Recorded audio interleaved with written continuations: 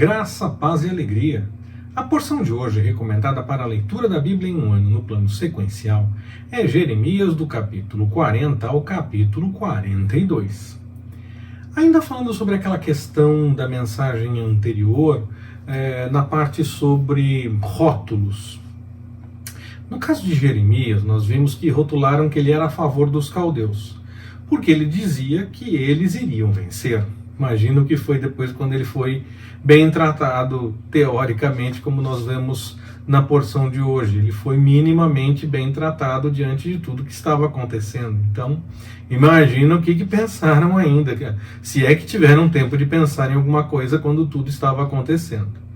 Mas ele não era a favor dos caldeus, ele apenas anunciava a verdade que o Senhor revelava para ele, e mandava ele anunciar.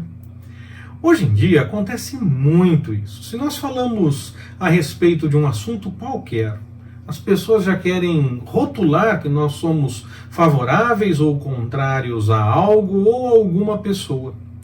Pode ser que nem sejamos contrários àquela ideia, apenas achamos que o jeito de fazer deveria ser outro, mas concordamos que ela seja executada, mas de uma outra forma. Daquela forma não, de uma outra forma.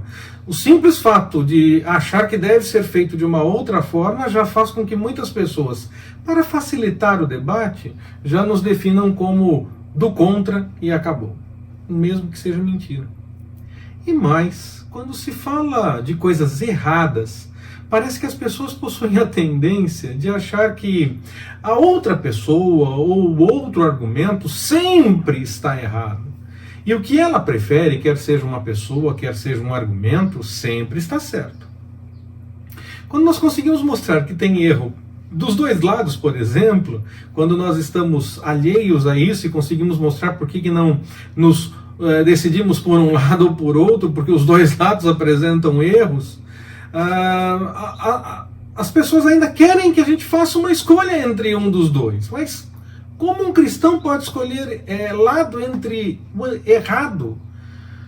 Se ambos possuem erro, nós devemos tomar cuidado com isso, porque os dois estão no caminho da porta larga e nós devemos seguir pelo caminho da porta estreita. Não faz sentido escolher se há erro. Nós temos que buscar o acerto, buscar no Senhor a correção. Mas as pessoas seguem pensando que faz sentido, que tem realmente que escolher um lado, senão já nos rotulam como contra o lado que ela prefere. E aí elas agem como aqueles que fizeram tudo contra Jeremias e contra a revelação do Senhor que ele apresentava. Nós precisamos tomar muito cuidado com isso, porque está muito efervescente nos nossos dias esse tipo de atitude. Porque no caminho da porta larga, sempre cabe mais um. Não é porque um está no erro que o outro está certo. Cuidado com isso. Os dois, e até mais de dois, podem estar no caminho do erro. Não é simples realmente seguir pelo caminho da porta estreita. E isso se revela em cada ação nossa no dia a dia, e não apenas nas coisas que nós fazemos na igreja, por exemplo. Mas com a ajuda do Espírito Santo nós podemos conseguir. Por graça nós podemos conseguir.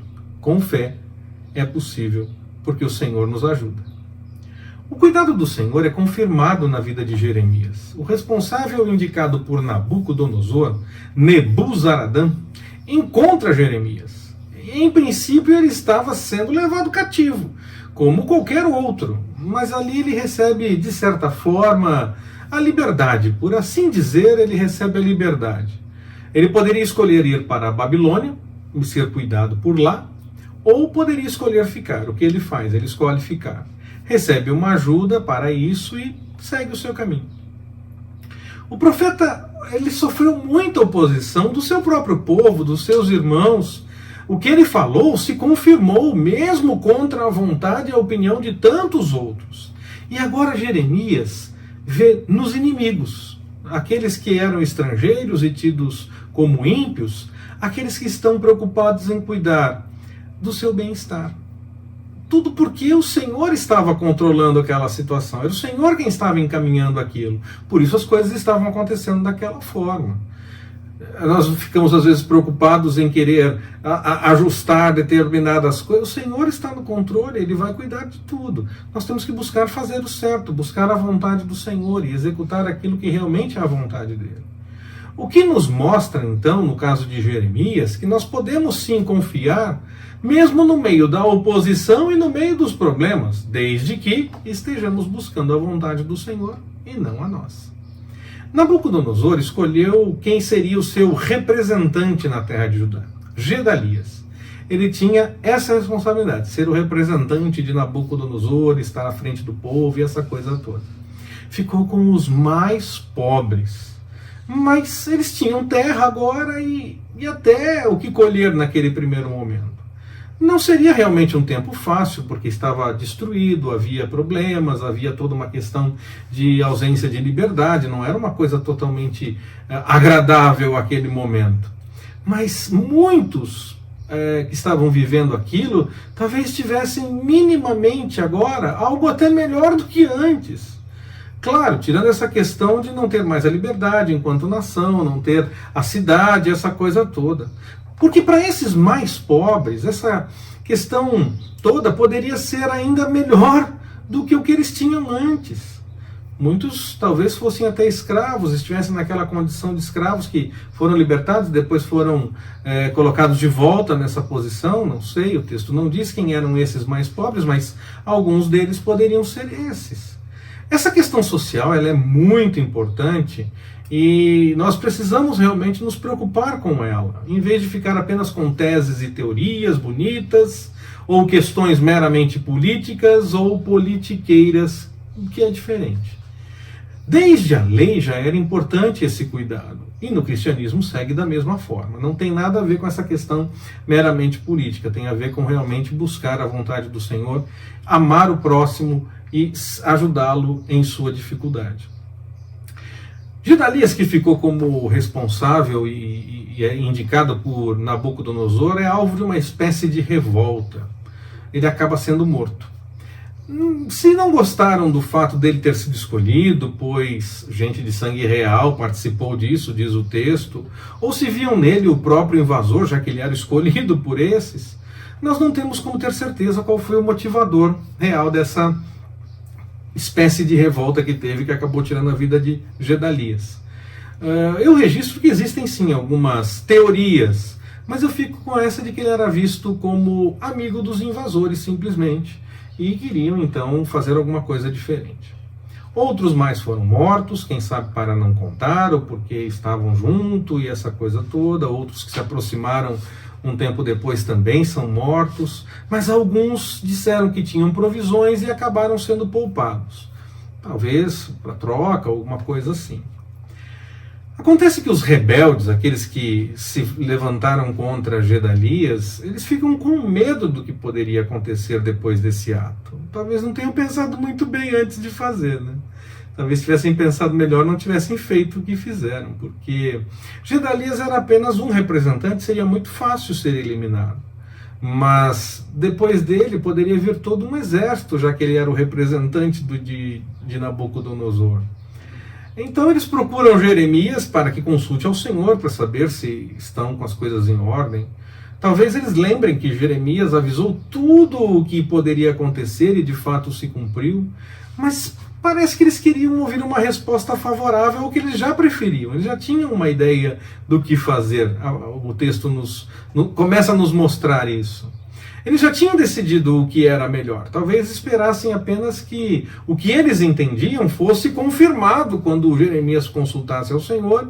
E aí nós vamos ver na próxima porção a confirmação disso, permitindo o Senhor. Muitos fazem igual. Querem que suas vontades sejam confirmadas como se fosse a vontade do Senhor. E quem ousa dizer que não é bem assim, pode até ser perseguido, como foi Jeremias, pode ser tido como chato e essa coisa toda.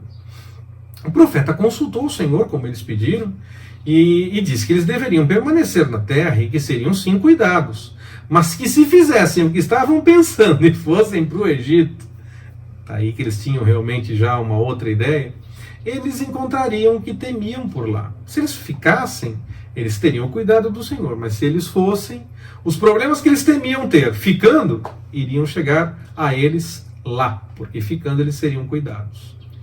Eles disseram antes de Jeremias consultar ao Senhor que iriam cumprir o que o Senhor revelasse. Mas, como Jeremias mesmo falou, vocês querem ir para lá, vai dar problema. Eles já tinham planos. E Jeremias alerta então até mesmo para qual seria o resultado se eles fizessem o que eles planejavam e que era diferente do que o Senhor revelava. Se eles não fizessem o que o Senhor estava revelando para fazer, eles teriam problemas. Eclesiastes já nos ensinou que se nós não precisamos nos comprometer, mas que se nós fizermos um compromisso, nós devemos cumprir. Só se o Senhor nos impedir mesmo para não fazermos. Mas enquanto estiver nas nossas forças, simplesmente desistir não é motivo para desistir, não. Nós temos que fazer e cumprir aquilo que nós nos comprometemos. Nós fizemos um compromisso, temos que cumprir. A nossa intimidade com o Senhor exige, sim, que nós sejamos verdadeiros diante dele. Ele até conhece o nosso coração, então ele sabe todas as coisas. E que nós sejamos capazes, sim, de manter a nossa palavra, principalmente, diante dele. Que o Senhor nos abençoe. Forte abraço, até mais, permitindo o Senhor.